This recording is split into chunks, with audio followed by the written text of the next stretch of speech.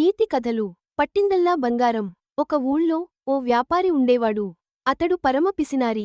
పైసా ఖర్చు చేసేవాడు కాదు. ఎన్ని రకాలుగా వీలైతే అన్ని రకాలుగా డబ్బు సంపాదించేవాడు. ఇంకా ధనం సంపాదించాలి అనుకునేవాడు. ఓ రోజు అతడు పనిపై అడవిగుండా పొరుగురు వెళుతూ మధ్యాహ్నం వేళ ఓ పెద్ద చెట్టు కింద విశ్రాంతి కోసం పడుకున్నాడు.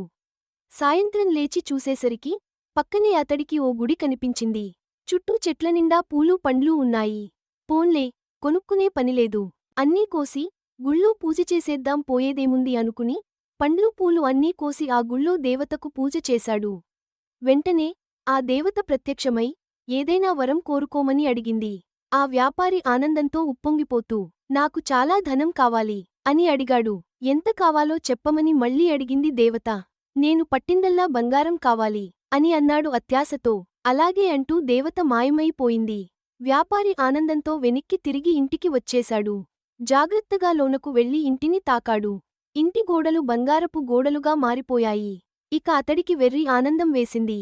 ఇంట్లో వస్తువులన్నీ తాకుతూ వాటిని బంగారం చేస్తూ రోజంతా గడిపాడు. చివరికి బాగా అలసిపోయాడు. ఆకలి వేయడం మొదలెట్టింది. భార్యను పిలిచి భోజనం పెట్టమని చెప్పాడు. పళ్ళెం ముందు కూర్చుని అన్నంలో చేయి పెట్టగానే అది బంగారంగా మారిపోయింది. నీళ్లు తాగుదామని చెంబు పట్టుకుంటే నీళ్ల చెంబు కూడా బంగారమైపోయాయి. అంతలో ఆ వ్యాపారి కొడుకు పరిగెట్టుకుంటూ వచ్చి అతడి ఒడిలో కూర్చున్నాడు. వెంటనే ఆ పిల్లవాడు బంగారు విగ్రహంగా మారిపోయాడు. వ్యాపారి భయంతో ఏడుస్తూ నా అత్యాశ వల్లనే ఇదంతా జరిగింది అనుకుంటూ అడవిలోని గుడికి వెళ్లి దేవతను ప్రార్థించడం మొదలెట్టాడు. నా జీవితం, నా బిడ్డ నాకు ముఖ్యం. నీ వరం నాకు అక్కరలేదు, వెనక్కి తీసుకో అంటూ దేవతను అడిగాడు. సరే అంది దేవత. ఆపై వ్యాపారి అత్యాశను, పిసినారితనాన్ని వదిలేసి హాయిగా జీవించాడు.